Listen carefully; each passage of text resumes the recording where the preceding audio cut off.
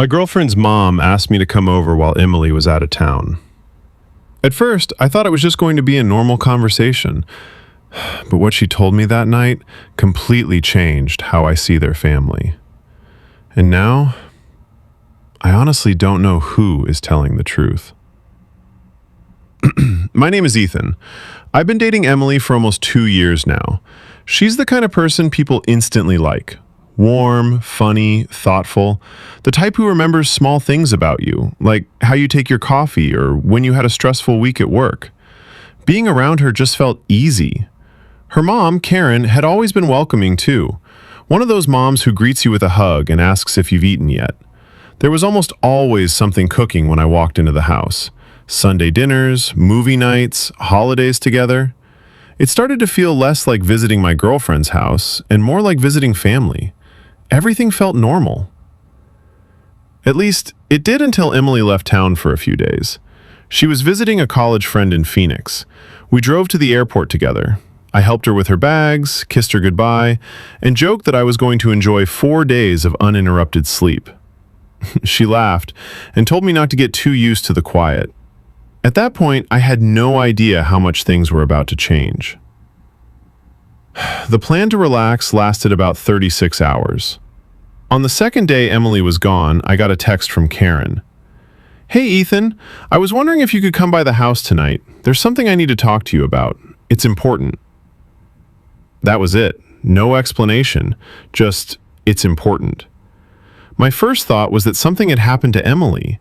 I immediately texted back, "Is Emily okay?" Karen responded almost instantly. "Yes, she's fine. This is about something else. Can you come tonight?" I said yes. Of course I said yes. But even during the drive over, something didn't feel right. You know that feeling when nothing has technically happened yet, but your body still feels tense? That's exactly how it felt.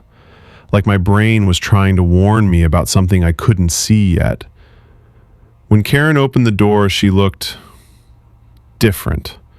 Not sick, not angry, just tired in a way that didn't seem physical, like someone who had been carrying a secret for a long time. She gave me a small smile and said, "Come in." The house was quiet. Too quiet.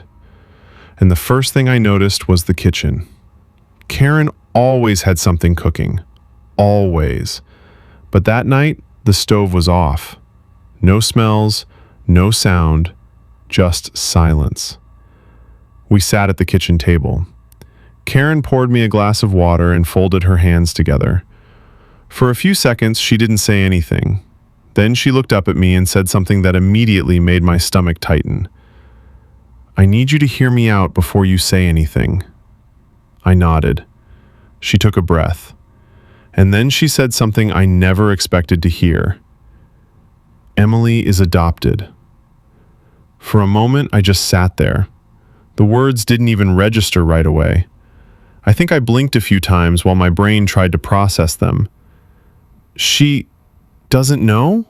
I finally asked. Karen shook her head slowly. "No, she doesn't." She explained that she and her husband had adopted Emily when she was just a baby. They had always planned to tell her one day, but time kept passing, and the right moment never seemed to come.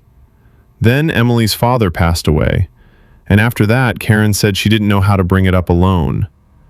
Her voice stayed calm while she talked, but her hands were shaking slightly on the table. And then she said something that made the situation even stranger. "There's someone else involved now." I frowned. "What do you mean?" Karen leaned back in her chair. "His name is David." She told me David was someone from her past, someone she had known before she married Emily's father. She didn't explain the full story, only that things between them had ended badly. Very badly. Years passed, they never spoke again. Until 2 weeks ago. That's when David suddenly contacted her. According to Karen, his message was simple. He said he knew the truth about Emily, and he was going to tell her. Not to help Emily, but to hurt Karen. He wants revenge, Karen said quietly, for something that happened a long time ago. I sat there, trying to understand why she was telling me all of this. Then I asked the question that had been bothering me since the beginning. Why are you telling me this? Karen looked straight at me. Because you're important to Emily. She paused. And when this comes out, she's going to need someone she trusts. The drive home that night felt surreal. My mind kept replaying the conversation over and over. Karen's tired face, her shaking hands, the way she talked about David like he was a threat waiting in the shadows. I didn't tell Emily anything when she called that night. She sounded happy, relaxed. She told me about the restaurant she'd visited and a hike she went on with her friend. I laughed at the right moments.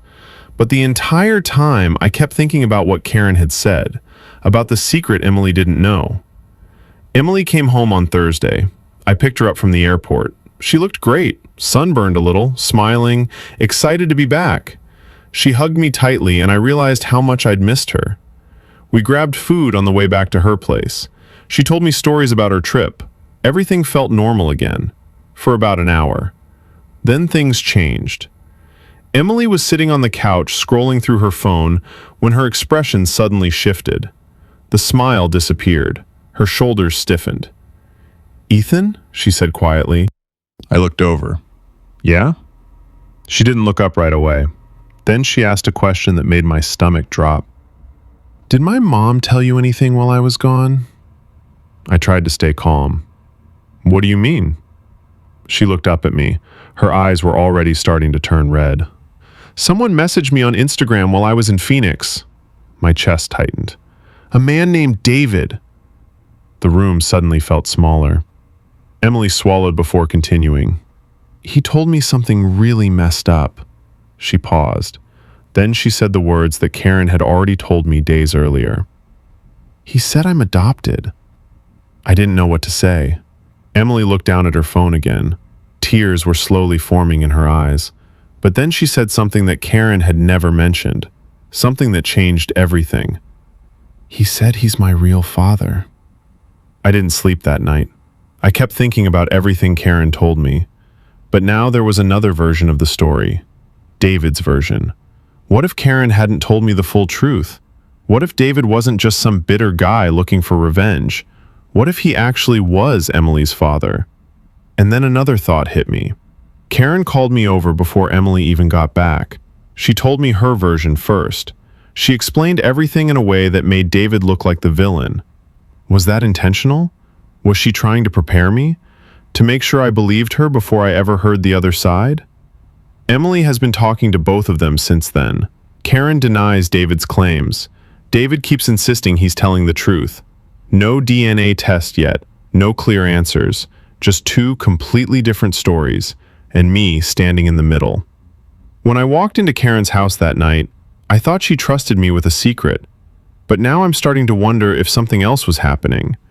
Maybe that conversation wasn't just about trust. Maybe it was the first move in a much bigger game. And the worst part is, I still don't know who the real player is.